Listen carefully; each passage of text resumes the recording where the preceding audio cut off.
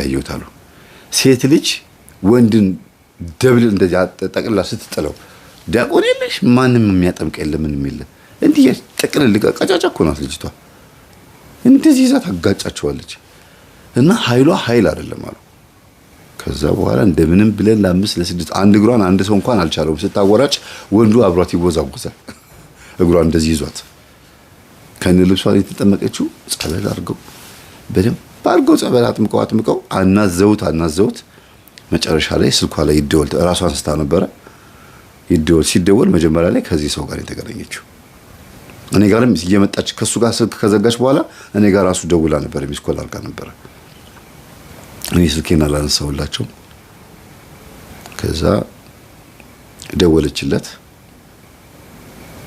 አብረው ሄዱት። ጸበል ቦታ ነች ያለችው። ራሷን ስታለች። ምን ሆነ አሉት። አይ ጓደኛዋ ነኝ በቃና ጮሃለች። ወይኔ ብለው ደንግጠው ሄዱ። ከዛ የለፈለፈችውን በሙሉ ነገሩት። የሚያጠምቁት አባት በጣም ከባድ ህይወት ነው ያሳለፈችው። እሷ ላይ ሆኖ ብዙ በቀል ሲበቀል ነበር። ማንኛችሁ ናችሁ ከሷ ጋር የተኛችሁት አሉ። እኔ ነኝ አላቸው። በል እንግዲያውስ ተጠመቀ። ቫይረሱ HIV ቫይረስ የሆንኩት እኔ ነኝ እያለ ነው አሉት። ተነገጡ።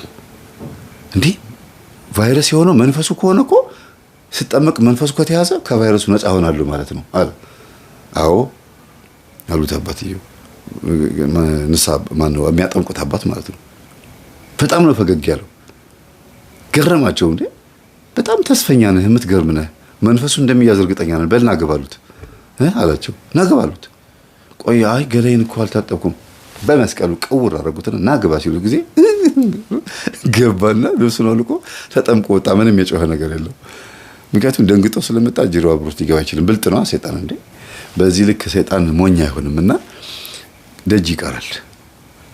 ከዛ አጠመቁት። ልጅቷን ወደ ልቦና እንድትመለስ ጸሎት ተጸለየ። ወደ ልቦና ስትመለስ ሁለቱም መታቃቸው ሰዎች ፊት ለፊቷን ያሉት ጮኩኝ እንዴ አለች። አዎ ጮኸሻል፣ እድለኛ ነሽ አባታችን። አሁን ብመረመር HIV አይኖርብኝም አይደል አለቻቸው። አሁን አይደለም አይኔ ልጅ 7 ቀንሽን ጨርሽ። ዛሬ እኮ ገና መጀመርሽ ነው እና ደግሞ በጣም እድለኛ ነሽ። ኃጢአተኛ ነሽ ግን እድለኛ ነሽ አሏት። አዎ አባቴ እኔ ኃጢአተኛ ነኝ። እኔ ዲያቆንም ቄስም ሁሉ አዎ ሰምቻለሁ አሏት። እና ይሄን የመሰለ ገላና ሰውነት ይዘሽ በነገራችን ላይ በጣም ነው የምታምረው። ማለት የሚያሳስት ሰውነት ነው ያላት። እና ይሄን የመሰለ ሰውነት ይዘሽ እንደዚህ አይነት ህይወት ባትኖሪ ነው የሚገርመው። ግን አንድ ነገር ልንገርሽ አሏት። አባቴ ያለቻቸው እኔ ሀገሬ እገሌ የሚባል ሀገር ነው አሉ። እኔ ባለሁበት ሀገር የቡዳ መንፈስ ያላቸው ሰዎች ሀገር ነው መኖረው የነበርኩት። ግን በህፃንነት ወጥቼ አዲስ አበባ መጣሁና እዚህ ኖሬ ነው ከዛ ወደ ከተማ ሰው ሆንኩትና የኖርኩባቸው ቤት ያሉት ሰዎች የተባረኩ ቆራቢ ቤተሰቦች ናቸው። እኔ ላይ ያለው መንፈስ በልጅነቴ ጾሆ እንደወጣ ተነግሮኝ ሰይጣን የሚባለውን ያወኩት ገና ልጅ እያለሁ የ8 ዓመት ልጅ እያለሁ ነው። ከዛ ሰይጣን ማን እንደሆነ ለማወቅ ጥረት በማድረግበት ነገር ውስጥ ይኸው ዛሬ ላይ ነው ያለሁት። ሰዎችን እያዳንኩ ነው አሏት። እሺ አለቻቸው። ያለሁበት ሀገር ላይ ያሉት ህዝቦች በሙሉ በጣም ቆንጆችና የሚያማምሩ ናቸው። ለቡዳም የተጋለጡ ናቸው። እና ቆንጆ ሴት መጀመሪያ የሚያገኛት ቡዳ ነው። ቀጥሎ የዝሙት መንፈስ ነው። ከዛ በኋላ መስተፋቅር ያገኛታል። ልክ አይደሉ? ሁሌ የምናስተምረው አይደል የተናገሩት? ቡዳ፣ የዝሙት መንፈስ፣ መስተፋቅር። ከዛም በመስተፋቅር ካገባች በኋላ ውበቷ ለባሏ ተገዢ ይሆናል። በውበቷ መመካት ታቆማለች። ባሏ ብቻ እንደፈለገ ይጫወትባታል። የፈለገ ቦታ ያንከራትታታል። የዝሙት መንፈስ እሷ ላይ ካለ ደግሞ ብዙ ወንዶችን ትበክላለች። የቡዳ መንፈስ ካላት ግን ባል አታገባም፣ ቤትም ቦታ አትሄድም፣ ብቻዋን ነው በሽታ ተሸክማ የምትኖረው እንዳንቺ አሏት። አለቻቸው። ገረማት። የት ሀገር ነው ታለቻቸው። እንደዚህ የሚባል ሀገር እና ቆንጆ የሚባሉ ሰዎች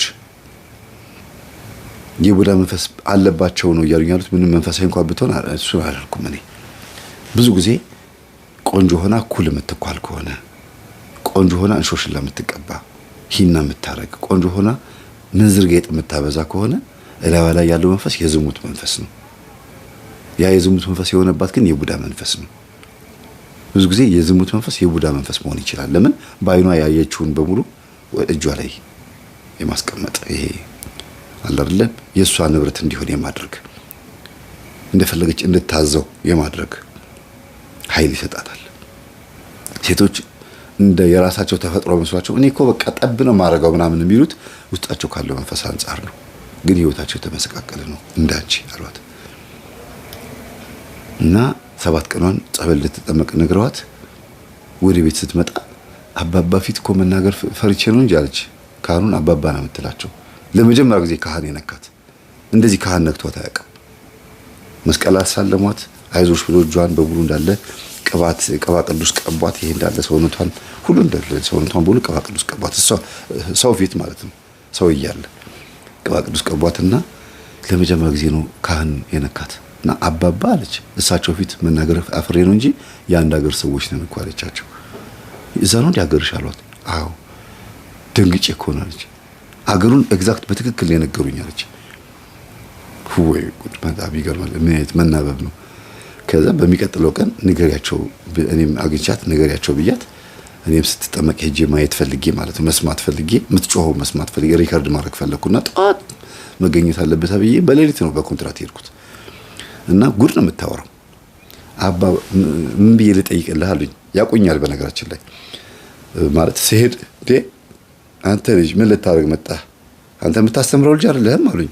አዎ አባት ያልኳቸው የእናንተን ትምህርት እየሰማን እኮ ነው እውቀት ያገኘ ነው ምናምን ሲሉኝ አባት ያዳምጣሉ አልኳቸው። አዎ በጣም ደስ ይላል፣ አመሰግናለሁ፣ እግዚአብሔር ያክብርልን ትምህርታችንን ሳትንቁን ስላዳመጣችሁ ስላችሁ ጊዜ ስንት ጉድ እንደምሰማ ብታቅ እኛ ራሱ እዚህ ስንት ነገር እንደምንሰማ የሚያዋጣን መተጋገዝ ነው አሉኝ።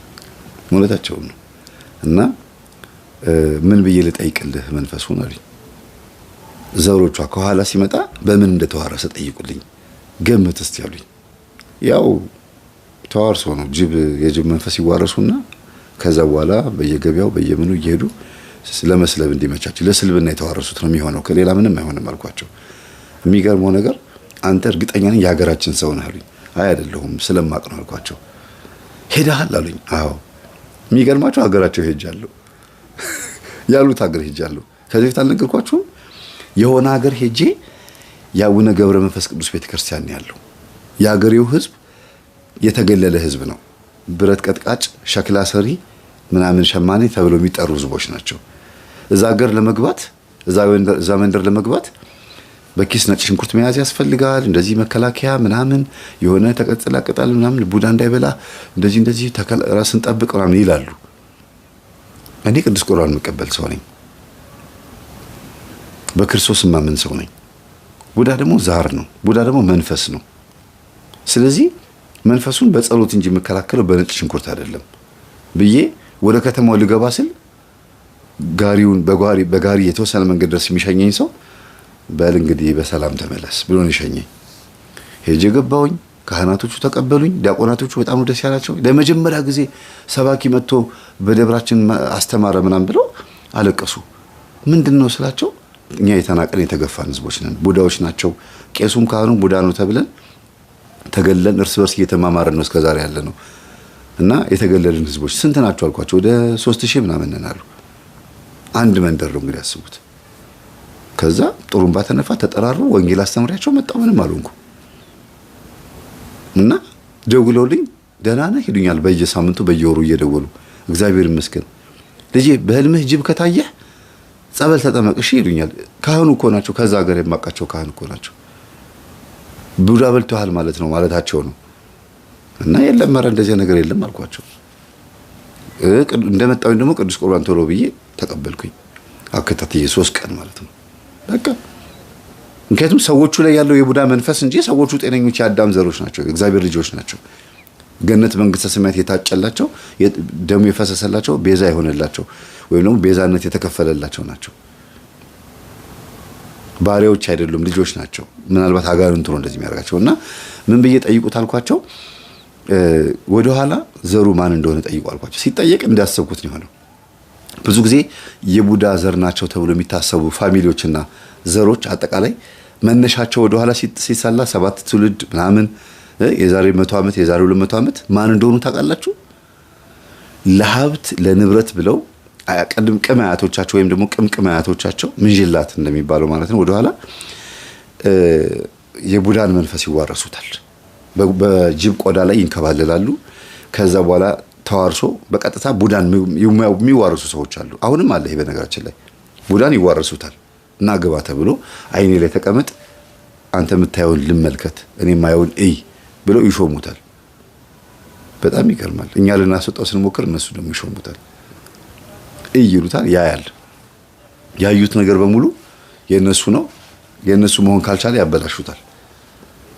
የኔ መሆን ካልቻለች ትሙት እንደማለት ነው። ወይም የኔ መሆን ካልቻለ ይሙት እንደማለት ነው። እና የቅድመ አያቶቻቸው ላይ እንደዛ ነው የሚሆነው። ቅድምሳቸው ወደ ኋላ ወደ 4 አያት 6 አያት ማለት ነው ስትሄዱ እና አንዱ አያት ላይ አንዱ ዘር ላይ ይሄንን የቡዳ መንፈስ ይዋረሱታልና እንደዛ ነኝ ብሎ ተናገረ።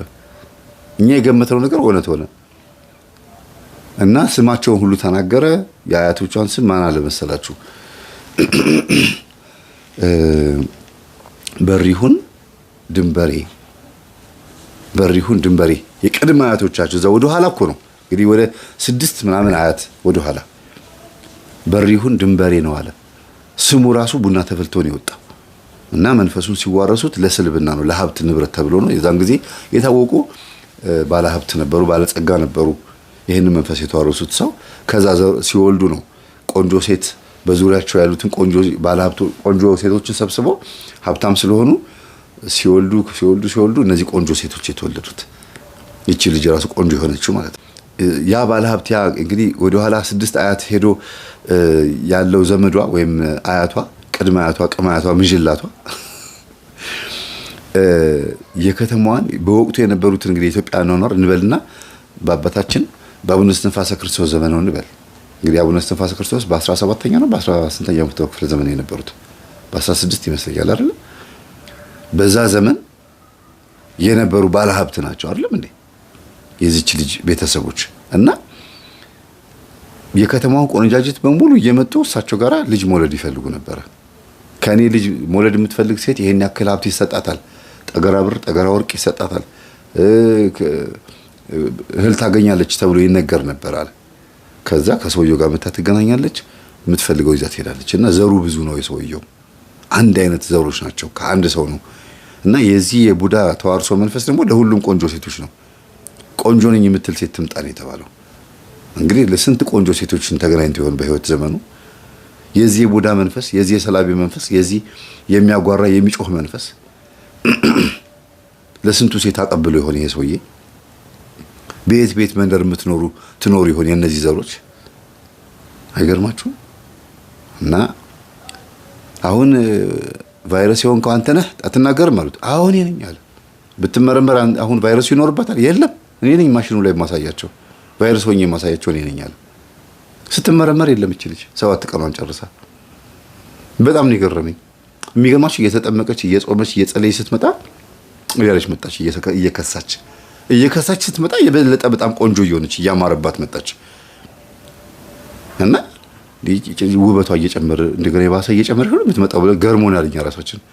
እና ግን በመንፈሳዊ ህይወት በለጠቻቸው። በቃ የለም በቃ ማንም ሰው አይደርስባትም። በጾም በጸሎት በስግደት ገዳማት በመዞር ወይኔ ሴቶች ግን እኮ እንዴት እንደምታስደስቱኝ እንትናችሁ ይሄ ተጋድሏችሁ እንዴት እንደምታስደስቱኝ በጣም ነው በቃ በእናንተ ደስ የሚለኝ። ምክንያቱም እግዚአብሔርን ስትቀርቡት፣ እግዚአብሔርን ስትወዱት፣ ፊቱ ስታለቅሱ፣ ቁርጥ ውሳኔ ስትወስኑ በቃ እኔን ያርገኝ ነው የምትሉት። እና በጣም በዚህ በአጋጣሚ ላመሰግናችሁ ፈልጋለሁ። እና እቺ ልጅ ቤቷ ሄዶ እስኪፈልጓት ድረስ ቤቷ ሄዶ አለሽ እስኪላት ድረስ አለው። ምን ነው ቤት ጠፋሽ ሲለክት አይ ፈተና እኮ እንዳሩንባችሁ የባሰ እየጨመረ ውበቷ እየጨመረ የመጣው ስትሉ ሰማው መሰለኝ አለች። አረኛ እየቀለድን ነው በእናትሽ አትጥፊ ችግር የለውም ማለት ቤቷ ድረስ ሄዶ ፈልጋችሁኝ ነው ፈተና እንዳሩንባችሁ እዚህ ቦን ይሻለኛል አለች። በቃ ደስ እንዳለሽ አላት። ግን ችግር ካለ ህመም ምናምን ካለ ንገሪኝ አላት። ብር ምናምን የሚቸግርሽ ከሆነ ንገሪኝ አላት። አይ ምንም ችግር የለውም አለችው። ብር አይቸግራትም።